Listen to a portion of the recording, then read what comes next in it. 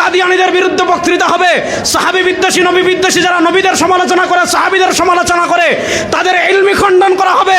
যদি প্রশাসনকে আরো প্ররোচনায় পড়ে আলেমদেরকে হয়রানি করে প্রশাসনের সাথেও আমাদের বোঝাপড়া হবে ইনশাআল্লাহ।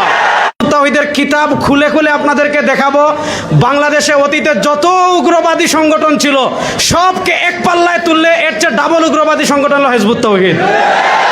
সুতরাং হিজবুত তাওহীদকে আপনার নিষিদ্ধ করতেই হবে। এই দাবির সাথে আপনারা আমাদের এই দাবি মানতেই হবে। এই দাবির ক্ষেত্রে আমরা কোনো ধরনের কারোর সাথে আপোষ করব না, এক নম্বর কথা।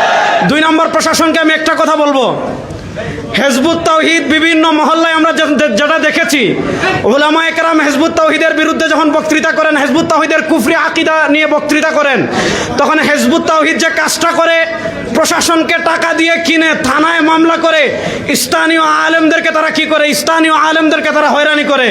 আজকে বাংলাদেশের আমাদের সকল নেতৃবৃন্দ এখানে উপস্থিত আছেন, সকল নেতৃবৃন্দের উপস্থিতিতে আমি দীপ্ত কণ্ঠে বলতে চাই, মসজিদের মিম্বর এটা হলো আমানত। এখানে হিজবুত তাওহীদের বিরুদ্ধে বক্তৃতা হবে, কাদিয়ানীদের বিরুদ্ধে বক্তৃতা হবে, সাহাবী বিদ্বেষী নবী বিদ্বেষী যারা নবীদের সমালোচনা করে সাহাবীদের সমালোচনা করে তাদের ইলমি খণ্ডন করা হবে। যদি প্রশাসনকে আরো প্ররোচনায় পড়ে আলেমদেরকে হয়রানি করে প্রশাসনের সাথেও আমাদের বোঝাপড়া হবে ইনশাআল্লাহ। শেষ আরেকটা কথা বলি, শুনেন, একটা কথা বলে বক্তৃতা শেষ করছি। বাংলাদেশ এটা 92% মুসলমানের দেশ। এখানে পশ্চিমা বিকৃত সংস্কৃতি ট্রান্সজেন্ডারকে জেন্ডার শব্দ দিয়ে আমদানি করার চেষ্টা আমরা দেখতে পাচ্ছি। বিএনপি সরকারকে স্পষ্ট ভাষায় বলি, আপনারা নির্বাচনের আগে মদিনা ইসলামের কথা বলেছেন। আমরা জানতে চাই বাংলাদেশের শেখ হাসিনার আমলেও যে দুঃসাহস করা হয় নাই, দুই ট্রান্সজেন্ডার নারী যারা আগে পুরুষ ছিল নারী পরিচয়ে বাংলাদেশে তাদের বিবাহ হয়, এই ধরনের ট্রান্সজেন্ডারের বিবাহ বাংলাদেশে আমরা আর দেখতে চাই না।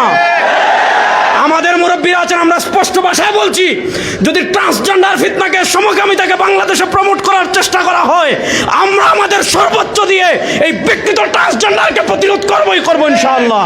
আসসালামু আলাইকুম ওয়া রাহমাতুল্লাহ।